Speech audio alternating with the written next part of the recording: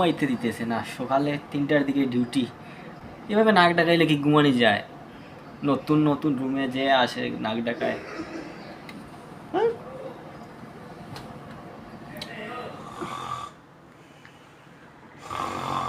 ए भाई, ए भाई, ए भाई, ये भाई, भाई आप कहाँ से आया?